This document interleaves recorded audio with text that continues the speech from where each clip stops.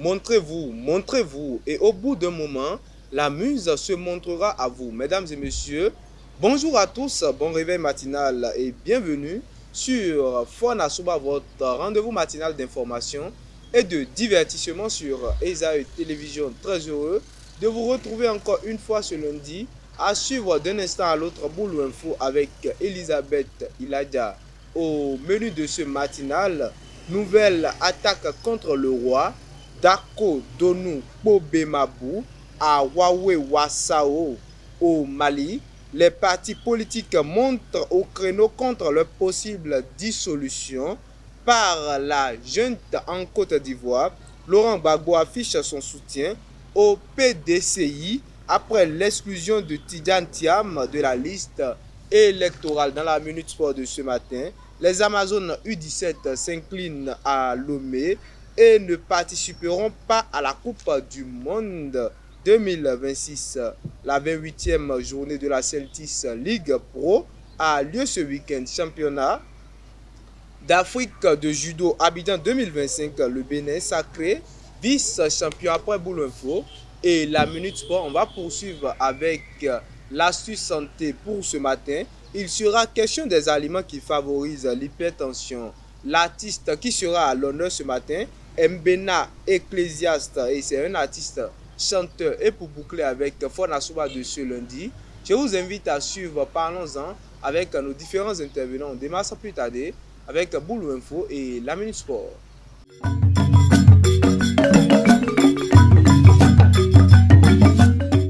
Boulou Info, c'est avec vous, Elisabeth Iladia. Bonjour. Bonjour Mouidine, bonjour à toutes et à tous et bienvenue dans Boulou Info. Le palais royal de Dako Donou à Wawe Wassao a été la cible d'une attaque aux environs de 21h15 le samedi 26 avril 2025. 6 assaillants ont tenté sans succès d'éliminer le roi Pobemabou, protégé par ses amulettes avant de le brutaliser. Alertée par les tirs, la population a permis l'arrestation d'un des agresseurs, tandis que le roi est actuellement sous soin. Le vendredi 18 avril 2025 à Diakotomé, la commune a été distinguée pour ses performances en matière de mobilisation des ressources propres, atteignant un taux de réalisation de 132%. Lors de la réunion du CDCC et de la CAD, présidée par le préfet Christophe Megbedi, le maire Ulrich Janvier Sokegbe a salué l'engagement des agents collecteurs. La commune vise désormais à déclencher l'an prochain le titre de commune la plus propre du Koufou. À l'occasion de la fête du travail ce 1er mai, les 5 athlétiques clubs organisent la 12e édition de la course et marche de la femme africaine. Reçu sur Esaü Télévision, le père Daniel Deyingbo a exposé les critères de participation, l'itinéraire prévu et les récompenses qui attendent les participants. Il s'est exprimé au micro de nos reporters. Nous avons dit la femme, mais quand on dit femme, il y a toujours homme derrière. Femme, c'est avant tout une grande dame. Elle peut être demoiselle, elle peut être une maman, avec soit des enfants, soit des frères et sœurs, ou avec son homme. Hein. Et donc, nous parlons de femmes, mais en même temps, les hommes vont accompagner les femmes. Les critères de participation, il faut dire, on a dit, il faut le vouloir aller marcher ou courir et être prêt à participer à l'événement avec une somme de 2000 francs pour avoir droit à un t-shirt et un dossard. Et il faut vouloir aussi aller à la rencontre des autres, créer l'amitié, vivre la fraternité, la solidarité et tout ce que vous savez. Alors nous sommes ici sur le site du Salesianum de Baka. Et donc nous sommes dans le quartier Baka. Et donc la course va commencer devant la communauté du Salesianum de Baka, précisément à 7h00. Et fait la boucle de 5 km là, puisque c'est 10 km 2 fois. Et on revient devant la communauté du Salesianum de Baka pour terminer la course. Dans tout événement sportif, on prévoit toujours une récompense, un prix de l'eau pour féliciter et encourager les participants. Donc ici, on a aussi des lots, des prix qui sont prévus pour ceux qui vont faire plus d'efforts ou ceux qui vont participer. Vous le savez, on a toujours des partenaires qui nous accompagnent, nous appuient et nous soutiennent, tels que vous, les professionnels du média. À vous, on va dire un grand merci. Le fait de permettre une plus grande communication, c'est une façon de participer et de soutenir et d'appuyer l'événement. Merci à vous. À Abidjan, Laurent Gbagbo a présidé une réunion du comité central de son parti, le PPACI, le samedi 26 avril 2025, où il a exprimé son appui au PDCI après la radiation de son candidat Tidjane Thiam. L'ancien président a également lancé le mouvement Trop c'est trop pour initier une protestation multiforme contre les injustices sociales et politiques. Son parti réclame notamment un audit de la liste électorale avant la présidentielle d'octobre prochain. Samedi 26 avril 2025, à Bamako, une coalition réunissant une centaine de partis maliens a tenu une rare conférence de presse pour dénoncer la menace de leur dissolution. Sous haute surveillance policière, les intervenants ont appelé à défendre les libertés démocratiques, affirmant que les partis ne sont pas un problème pour le pays. La junte au pouvoir, qui organise des concertations en vue d'une nouvelle charte des partis, est accusée de vouloir museler l'opposition. C'est tout pour Boulou Info de ce matin. Merci de nous avoir suivis. Merci à vous, Elisabeth Iladia, pour l'actualité matinale.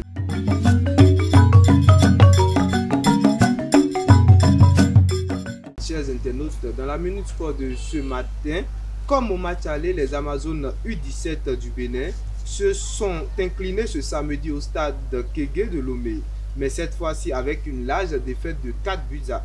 Avec cette défaite concédée, les Amazones U17 ont vu leur espoir de qualification pour le mondial 2026 s'envoler. Pour le compte de la 28e journée de la Celtics League Pro, Abeille FC de Tchaourou a réussi à obtenir les 3 points ce samedi face à Boa FC de Silendé. Une défaite qui profite aux locaux, mais freine les visiteurs dans leur course pour le classement. Au micro de Elvic Ngwetowo, suivez la réaction de Claver Kounoudi, coach de Boa FC, après la rencontre. Je suis très déçu. C'est avec un arrière-goût très amer qu'on quitte cette rencontre parce qu'on a joué contre une équipe qui était largement à notre portée. Et on n'enlève pas le mérite à cette équipe d'Abeille, mais Abeille était à notre portée. Et ce soir, on a pêché sur le plan tactique et c'est déplorable. On ne peut que s'en prendre à nous-mêmes. On rentre très déçu, très désolé par rapport à la rencontre. On va se préparer pour la réception du match de Béké. Mais une fois de plus, je puis déjà vous dire que c'est quand même dommage. C'est dommage parce qu'on pouvait quand même, au pire des cas, partir avec le point du match nul. Mais tactiquement, on a pêché. On a pêché sur un certain nombre de choses. Les remplacements n'ont pas été ce que ça devait être. Et voilà, cette équipe d'Abeille part avec les 3 points. Dommage pour nous, mais vivement qu'on puisse se réveiller et qu'on comprenne les choses et qu'on s'appuie sur nos erreurs, qu'on prenne de la graine et qu'on aille de l'avant. Espoir FC de Savalou a affronté ce samedi l'AS Takounen de Kandi au stade Omnisport de Savalou. Au thème de cette rencontre, les Savalouas sortent victorieux avec un score de 2 buts à 0. Suivez les impressions du coach Hubert Amonles de Espoir FC de Savalou et de son homologue de Takounen à la fin de la rencontre avec Samuel Aguia. Que veut le peuple? Les joueurs ont fait ce qu'ils pouvaient. Ils ont joué, ils ont attaqué, ils ont défendu. Et Dieu merci, les occasions qu'on a eues, ils ont concrétisé. Là où nous sommes maintenant, on n'a plus droit à l'erreur. Nous allons continuer dès le lundi et continuer par travailler et corriger ce qui ne va pas et ce qu'il faut compléter. Je vais le faire pour mieux se préparer pour aller à Goïcon et aller conquérir ces 3 points car c'est un match très important pour l'équipe. Dans le championnat béninois, c'est toujours la même chose. Je félicite Savalou, ils ont fait preuve d'abnégation, ils ont gagné le match. Mais ce match est entaché comme d'habitude par des erreurs d'arbitrage flagrantes qui changent le cours du match. Ce pénalty en première mi-temps, ce pénalty inventé en première mi-temps change le cours du match. Et ensuite, nous, si on gagne un pénalty clair dans la seconde réparation, ensuite nous sifflons un coup franc. Dans ces conditions, si on doit jouer alors à chaque fois contre les adversaires et jouer contre les arbitres, je ne pense pas qu'on puisse gagner quelque chose ce soir. Mais bon, c'est le football et ça arrive. Pour sa première saison à l'étranger, Serge Obassa remporte son premier titre. Le gardien béninois décroche la première ligue nigériane avec Remo Stars à 3 journées de la fin du championnat. Arrivé cet été en provenance de l'AS Cotonou, l'ancien portier des Buffles du Borgou a disputé 26 matchs cette saison, dont 15 sans avoir encaissé de but. Et pour boucler avec la Minute Sport de ce matin, en judo, Valentin Winator a remporté ce samedi la médaille d'argent dans la catégorie des moins de 81 kg lors du championnat d'Afrique de judo Abidjan 2025. Il s'est brillamment hissé jusqu'en finale avant d'affronter l'Égyptien Abdelrahman Abdelghani. Rappelons que l'athlète béninois a été 5e en 2022 et 2023, puis 8e de finaliste en 2024. Voilà, c'est tout pour la Minute Sport pour la Minute Sport, autant pour moi, de ce matin. Chers internautes, on suit l'astuce santé avec Sylvie Dédéou.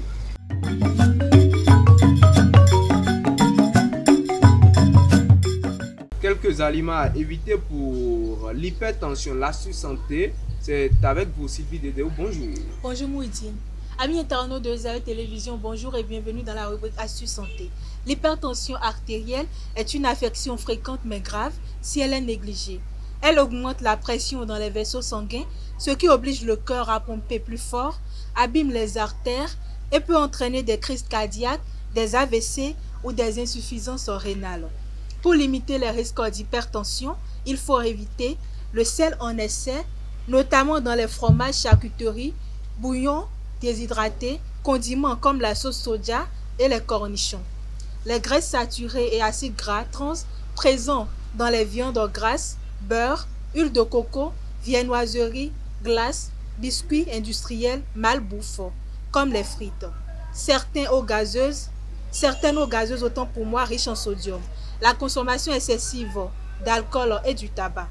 Pour une bonne santé cardiovasculaire, il faut privilégier une alimentation riche en légumes, fruits, grains entiers et protéines variées comme les poissons, les noix, les viandes maigres, les haricots. Le régime DASH, recommandé par la Fondation des maladies du cœur et de l'AVC du Canada, pauvre en sel, en graisses saturées et en sucre ajouté. En résumé, évitez le sel, les mauvaises graisses et les produits ultra transformés. Misez sur des aliments frais, riches en nutriments, pour protéger votre cœur et prévenir les complications graves liées à l'hypertension. C'est tout pour l'astuce santé de ce matin. Merci à vous Sylvie Dédéou pour l'astuce santé.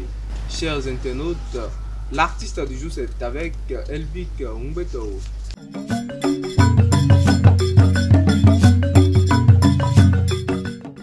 L'artiste du jour c'est avec vous Elvic Umbeto. Bonjour. Bonjour Moudjine Lavani.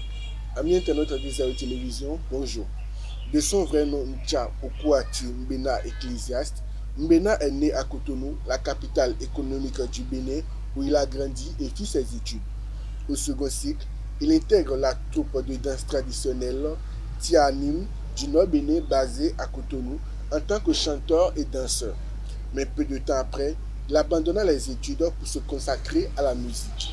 Ce fut le début de sa propre carrière musicale qui vit sortir en 2020 son premier single intitulé Oussapa, qui veut dire jeune fille en langue titamari et qui a fait parler de lui à Cotonou et surtout dans la partie septentrionale du Bénin. Le jeune artiste Mbena nous revient après avec un nouveau single intitulé Moufoumou, la vie, sur lequel on retrouve les notes de guitare de l'arrangeur Fifi Finder. Dans ce single, Mbena nous offre un mélange linguistique du titamari et du fond pour nous faire voyager à travers la musique. C'est tout pour l'artiste du jour. Merci à vous Elvic Umbeto pour l'artiste du jour. Chers internautes, à présent, parlons-en avec Sylvie Dédéou et Elvic Umbeto.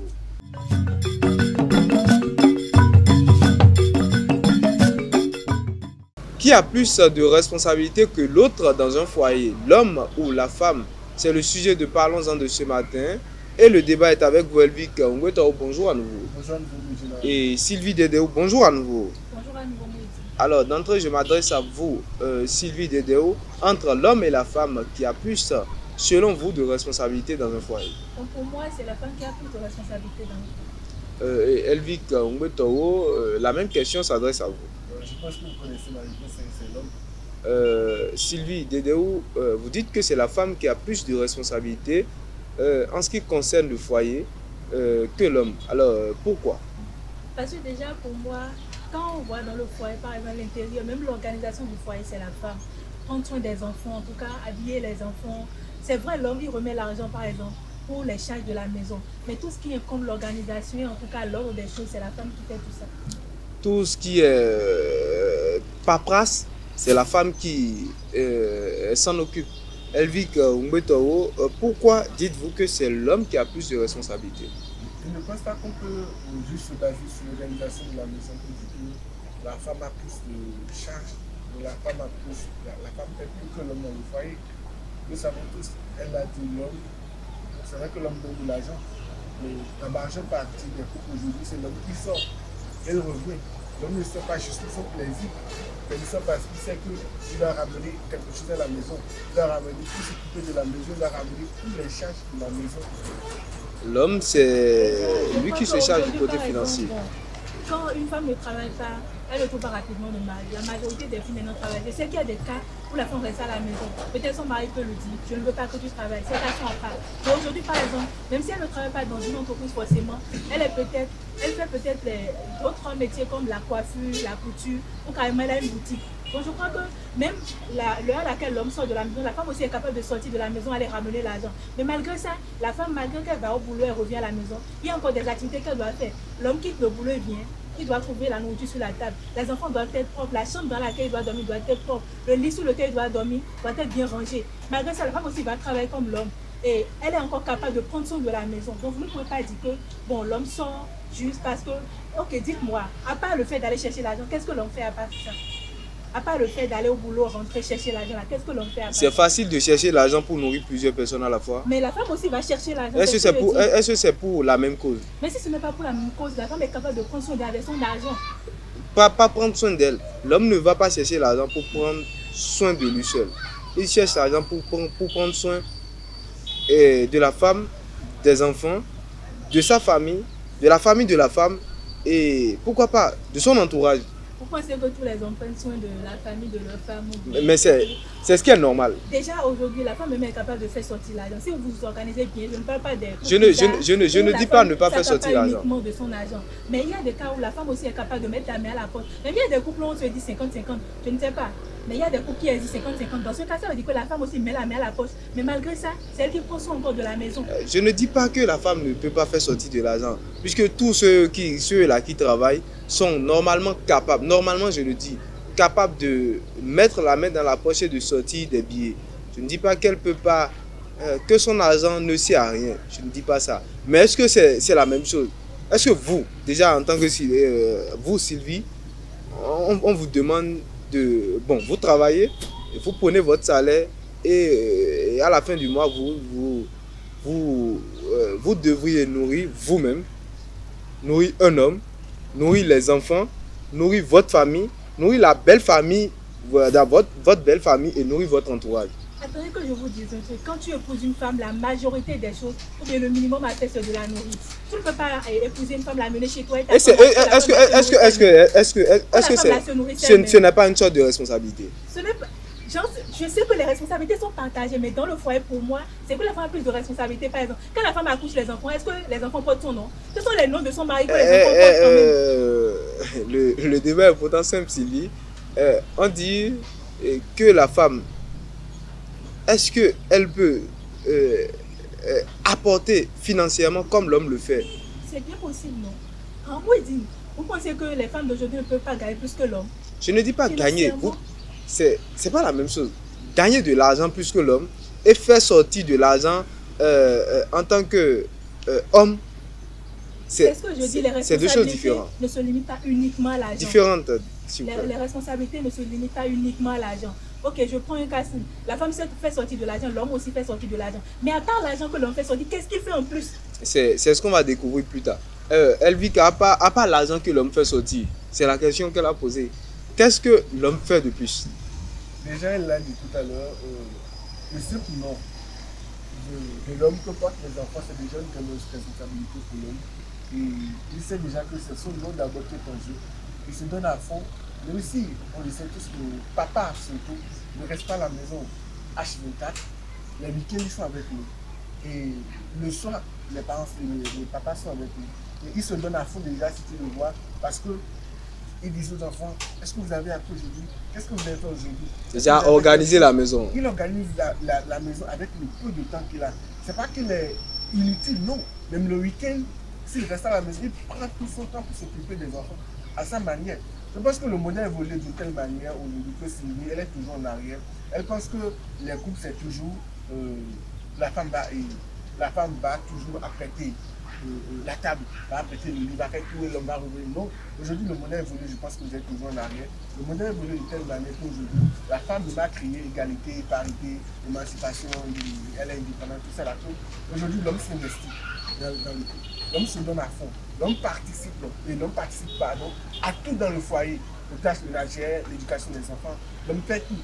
C'est vrai que moi je vais le dire parce que je ne sais pas pour tous les couples, mais pour moi, je pense que l'homme apporte, en matière de finances, l'homme apporte plus que la femme. Nous le savons tous, quand même la femme gagne plus que l'homme, nous savons que la femme, c'est un être assez, ce peut dire, réservé en matière d'argent. Elle n'aime pas dépenser pour que l'homme, elle laisse l'homme faire. Parce qu'elle se dit que c'est l'homme le chef du foyer. On accepte ce rôle de chef du foyer. Donc pour moi, je ne vais pas dire que l'homme a des charges minimes dans le foyer. L'homme apporte des fois plus qu'on ne le pense. Elle dit qu'à parler tout à l'heure en tout cas de tâches ménagères et tout, que l'homme est capable de le faire. Mais je ne pas dire que l'homme est capable de le faire, l'homme le fait. L'homme le fait. Nous sommes ici au Bénin, par exemple. Combien d'hommes font les tâches ménagères dans la maison? C'est très rare. Même si tu le fais, même ta belle famille vient en train de faire une tâche ménagère, on te dit que ta femme t'a passé. Déjà, c'est quelque chose qu'on trouve un peu anormal chez nous ici, au Bénin, que la femme et l'homme fassent des tâches ménagères. Ouais. Oui, en Afrique en général et même au Bénin, on trouve un peu... Genre, pour nous, c'est presque erroné parce que pour notre mentalité, c'est que les travaux ménagers... En parlant de responsabilité, Sylvie, vous ne pensez pas que l'homme a plus de responsabilité que la femme? Déjà, dès le bas âge, bon, quand je dis dès le bas âge, peut-être la sortie de l'université, on voit la plupart de nos camarades filles qui disent je veux finir mes études, je veux trouver un bon mari et le reste en suivra. Non, je veux finir mes études, voilà, et trouver un bon mari et le reste en suivra. Est-ce que si elle ne comptait pas vraiment sur cet homme-là en question, elle peut le dire? C'est une sorte de... C'est que l'homme a plus de responsabilités que la femme.